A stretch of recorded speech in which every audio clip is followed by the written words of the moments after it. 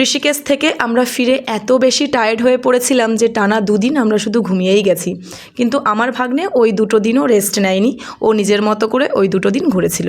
যদিও দিদিদের যাওয়ার সময় হয়ে গেছে, তাই ভাবলাম যে ওদের একটু বানারসটা ঘুরে দেখাই আর এখানকার যে স্ট্রিট ফুডগুলো আছে সেগুলো একটু টেস্ট করাই। ফার্স্টেই আমরা চলে গেছিলাম কাশি চাট ভান্ডারে। আর এই দোকানটা এখানকার যে কতটা ফেমাস সেটা তোমরা সবাই জানো মোটামুটি। এখান থেকে কিন্তু নীতা আম্বানি ম্যামও চাট ট্রাই করেছিলেন। তো আমরা এখান থেকে ট্রাই করেছিলাম টমেটো চাট আর একটা হচ্ছে পনির চাট। তো খেতে মোটামুটি ছিল, সেরকম একটা বিশেষ কিছু আমার লাগেনি। আর তারপর আমরা গেছিলাম লাস্সি খেতে। দোকানটার নাম ছিল পেহেলওয়ান লাস্সি। এই দোকানটাও খুব ফেমাস জানো তো। আর সাথে লাস্সিটাও খেতে খুব ভালো ছিল।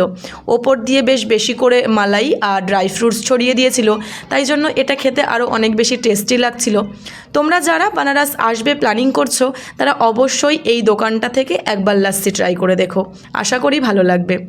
পূজা, তুমি তোমার নামটা নেবার জন্য আমাকে বলেছিলে, তো অনেক ভালোবাসা রইল তোমার জন্য। খুব ভালো থেকো তুমি, আর তোমরা এরকমভাবেই আমাকে ভালোবাসা দিও। এই দিন না খুব গরম ছিল, তাই আমরা বেশি খাবার নিয়ে নষ্ট না করে একটা আইটেম সবাই মিলে ভাগ করে খাচ্ছিলাম। তারপর আমরা গেছিলাম পান খেতে। বানারস এসে পান খাবো না সেটা তো হতেই পারে না, তাই না? তাই আজকে আমরা চলে গেছিলাম নেতাজি পান ভান্ডারে।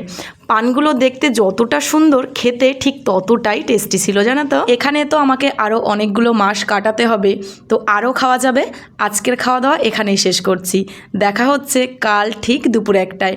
বাই।